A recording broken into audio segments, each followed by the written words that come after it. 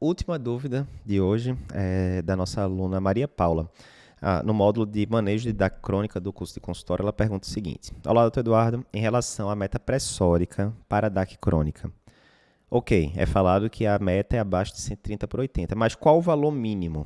Seria 110/70? Posso deixar assim no paciente? Obrigada. Antes da gente ir pro vídeo, só um lembrete, né? Você tá vendo aqui esse vídeo no YouTube. Se você não tá inscrito ainda no nosso canal do YouTube, você tá de brincadeira, né? Todo dia tem conteúdo novo aqui, gratuito, cardiologia, na prática, que você precisa saber. Então, se você não tá inscrito ainda, clica aqui embaixo em inscrever-se no canal para você não perder nenhuma novidade. Então, vamos lá, Maria. Sempre lembrando o que dizem as diretrizes. O que é que diz a diretriz brasileira? A diretriz brasileira de hipertensão fala o seguinte: a meta em pacientes coronariopatas, né, deve ser abaixo de 130/80. Aí tem um rodapé lá que ele fala o seguinte: deve-se evitar, na medida do possível, pressões abaixo de 120 de sistólica e ou de 70 de diastólica. Qual é a lógica? Qual é o problema? Digamos que a sua paciente está com pressão de 110/70, 100/70. Qual seria, e está assintomática, qual seria o problema de você manter uma pressão assim mais baixa na coronariopatia crônica especificamente? E aí a gente volta para a questão da curva J. Já ouviu falar na curva J? É o seguinte: imagina um J, né? Aqui, quem está vendo aqui no vídeo, para mim é um J, mas para você está aparecendo aqui invertido, né? Mas o que é a curva J? A gente sabe que pacientes com pressão aumentada têm maior risco de eventos cardiovasculares, né? Não tem muita dúvida. E a gente tratando esses pacientes hipertensos com medicação, a gente diminui o risco cardiovascular desses pacientes. Não tem muita dúvida. Qual seria o problema? Se você baixar demais, voltaria a aumentar esse risco cardiovascular. Por que isso? Vamos voltar agora para a fisiologia coronariana. Como é que é a pressão de perfusão coronariana? Ela depende basicamente de dois fatores. A perfusão coronariana acontece majoritariamente durante a diástole, certo? A válvula aórtica está fechada, o sangue que está ali na aorta e que tende a voltar para o coração na diástole, ele termina pegando ali o caminho das coronárias e perfunde as coronárias.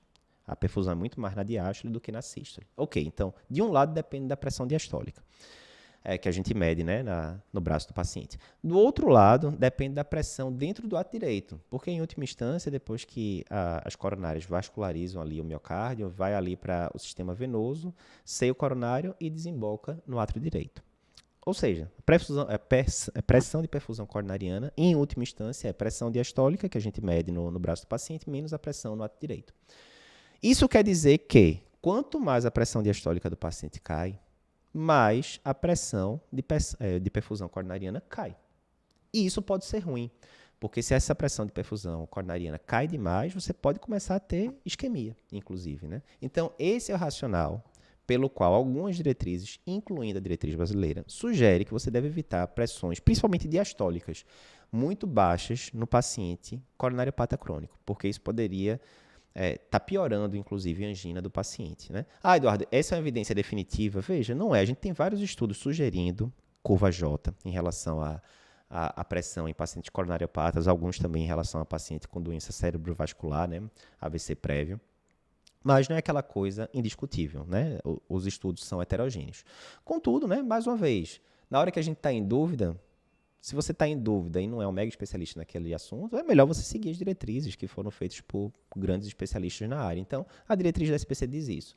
Meta no paciente coronariopata, abaixo de 130/80, asterisco, observação ali escondidinha, evitar sistólica abaixo de 120 e ou diastólica abaixo de 70. Então, resumindo, se você está com essa sua paciente no consultório com pressão de 110/70, 110/60, vamos simplificar, você poderia dar uma maneirada ali em algumas medicações antihipertensivas e permitir que essa pressão subisse um pouquinho mais ali. Lembrando que a pressão no consultório nem sempre é a mais adequada, né? Porque o paciente tanto pode jogar para cima, né, que seria o efeito do jaleco branco, quanto pode jogar para baixo. Então, muitas vezes, pede para o paciente trazer, nem que, pelo menos que seja a automedida da pressão arterial, né, a AMPA que a gente chama, com o aparelho validado de casa, para você ver em casa como é que está ficando essas pressões do paciente, né? Mas é isso, de forma geral, coronariopata crônico, evitar pressões abaixo de 120/70. Olá, que bom que você gostou desse vídeo que acabou de ver, um videozinho mais curto. Se você tem interesse em outros vídeos curtos do Cardiopapers, eu vou te indicar esse daqui. Muita gente já assistiu e gostou. E se você quiser ver o podcast que deu origem a esse vídeo que você acabou de ver, né? Esse vídeo é um corte. Para ver o episódio completo, clica aqui na esquerda e você vai conseguir ver o episódio completo do podcast.